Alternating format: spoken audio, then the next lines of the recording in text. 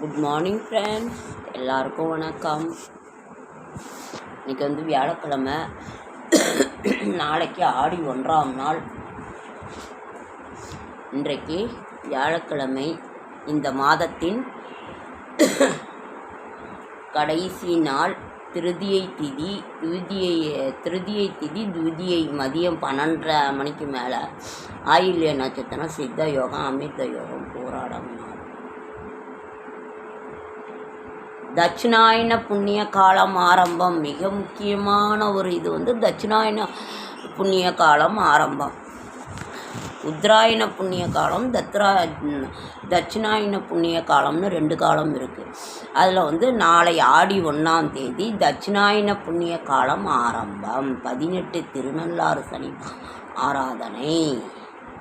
மிக மிக ஒரு முக்கியமான நாள் ஆடி 1. தேங்காய் சுடுற நோம்பி, திருவோண நட்சத்திரம். அவ்வளோ ஒரு சிறப்பான ஒரு மாதம் ஆடி மாதம். அம்மனுக்குரிய ஒரு மாதம். தட்சிணாயன புண்ணிய காலம் ஆரம்பம். அதனால் என்ன சொல்ல, ஆடி மாதத்தினோட சிறப்பு பற்றி ஒன்றுமே சொல்ல வேணாம். நேற்றே நான் சொல்லிகிட்டு இருந்திருக்கேன். அதனால் நீங்கள் வந்து ஒரு சிலர் இதில் வந்து தேங்காய் சுடுவாங்க, ஒரு சிலர் தேங்காய் சுட மாட்டாங்க. சரி,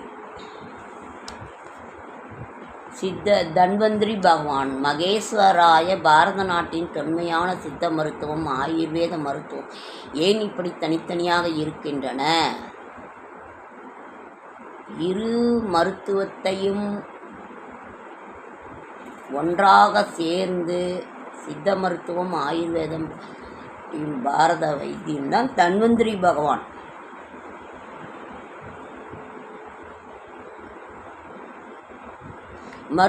தன்வந்திரி பகவானே மருத்துவ உலகத்தின் கடவுள். அவருக்குரிய மந்திரம் கூறி வணங்கும் அனைவரும் உடல் நலம் பெற்றனர்.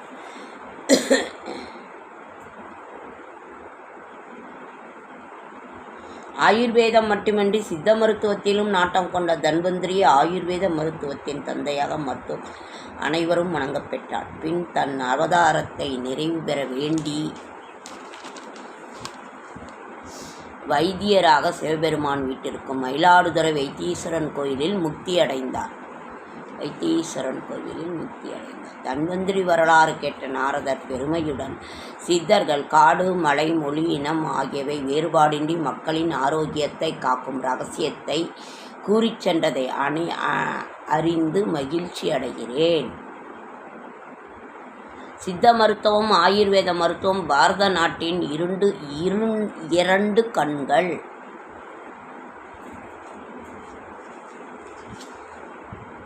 தன்வந்திரி பகவான். தெய்வ திருமணங்கள். அறிவாளியாக இரு, கடமையை செய்.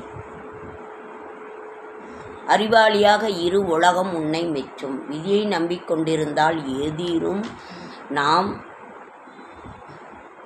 செய்ய முடியாது. துணிந்து முயற்சி செய். முதலாளியின் குணம் அறிந்தவர் பணியை வெற்றிகரமாக முடிப்பார். நல்லவர்களுக்கு உதவி செய்யவில்லை என்றாலும் பரவாயில்லை, தீயவர்களுக்கு உதவாதே. மென்மையாக பேசு, உனக்கு விரோதிகளே இருக்க மாட்டார்கள். தனக்கு நேர்ந்த அவமானத்தை வேகம் சொல்ல மாட்டான். அமைதியாக இரு, யாரிடமும் வாக்குவாதம் செய்யாதே. அமைதியாக இரு. வானம் பூமியை படைத்த கடவுள் நம்மை காப்பார். உண்மையான தேவை நிச்சயம் உன்னை தேடி வரும். அமைதியாக இருக்காதே. இதிலும் ஆர்வமாக ஈடுபடும், முன்னேற்றம் வந்தே தீரும். மனசாட்சிக்கு கட்டுப்பட்டு நல்ல வழியில் செல், உனக்கு வெற்றி நிச்சயம். இப்படி ஒவ்வொன்றும் நம்ம